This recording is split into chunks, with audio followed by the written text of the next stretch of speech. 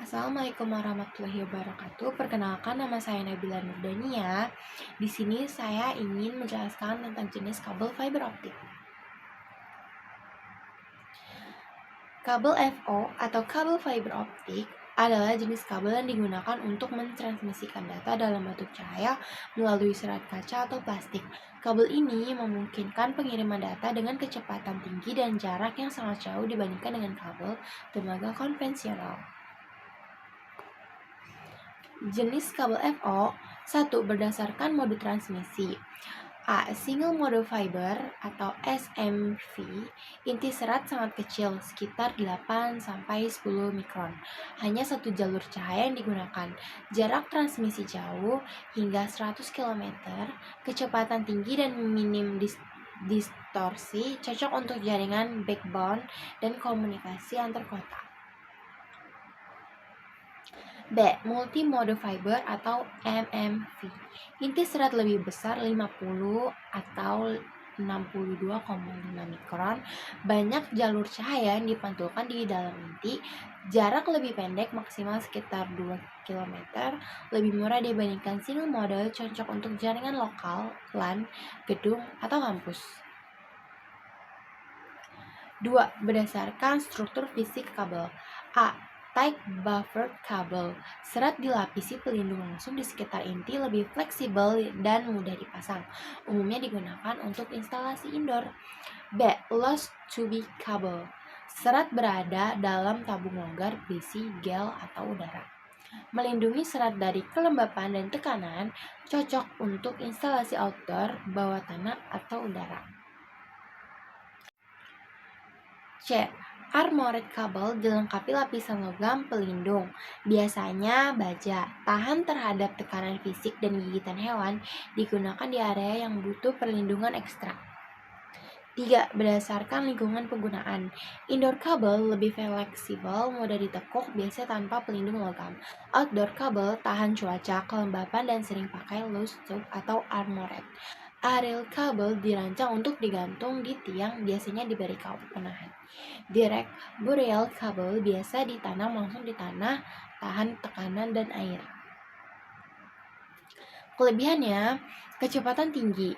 Kabel FO mampu mentransmisikan data dengan kecepatan yang jauh lebih tinggi karena menggunakan cahaya sebagai media transmisi.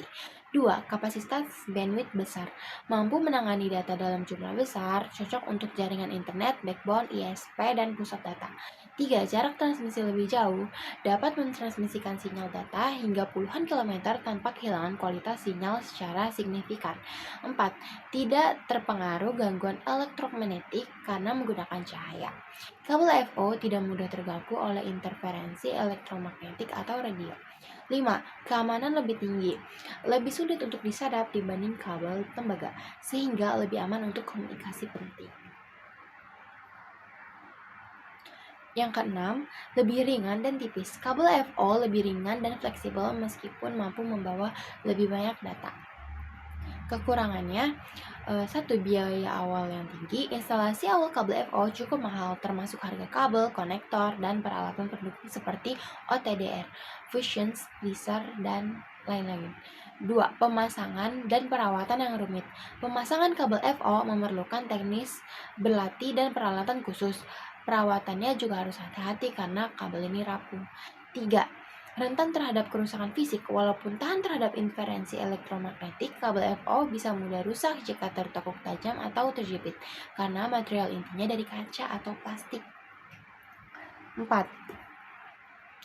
Keterbatasan dalam penyambungan. Menyambung kabel FO splicing tidak semudah kabel tembaga.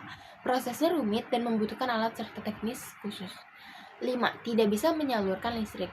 Karena baru basis cahaya, kabel FO tidak bisa digunakan untuk keperluan yang memerlukan pengantaran daya seperti Power of the Internet (PoE). Selanjutnya, cara memilih kabel FO. 1. Jenis kabel FO ada 2 jenis utama, yaitu ada single mode SM. Untuk jarak jauh biasanya digunakan dalam jaringan backbone atau antara gedung diameter inti kecil sekitar 9. Yang kedua ada multimode MM. Untuk jarak pendek seperti dalam gedung atau data center, diameter inti lebih besar 50 atau 62,5. Jumlah core serat. Pilih jumlah core sesuai kebutuhan koneksi, 2 core koneksi point to the point dasar, 4, 6, 12, 24 core untuk jaringan yang lebih kompleks atau kebutuhan masa depan future proofing. Jenis pelindungan kabel indoor lebih fleksibel dan tidak tahan cuaca, outdoor tahan air, tahan UV, dan biasanya dilengkapi dengan armor pelindung logam. Untuk perlindungan ekstra, armornya cocok untuk lingkungan keras seperti dalam tanah atau area yang berisiko digigit tikus. 4. Kabel FO lost tubes serat dalam tabung longgar, cocok untuk lingkungan luar ruangan dan tahan suhu ekstrim. Tag buffer serat dilapisi langsung lebih cocok untuk indoor. 5. Standar dan kualitas. Pastikan kabel bersertifikasi dan sesuai standar, misalnya ITU TG62652D untuk single mode. Pilih merek yang terpercaya untuk kualitas dan kendaraan jangka panjang. 6. Harga dan garansi. Sesuaikan dengan anggaran, tapi jangan kompromi pada kualitas. Kabel FO berkualitas buruk bisa menyebabkan loss sinyal yang besar. Sekian presentasi dari saya. Wassalamualaikum warahmatullahi wabarakatuh.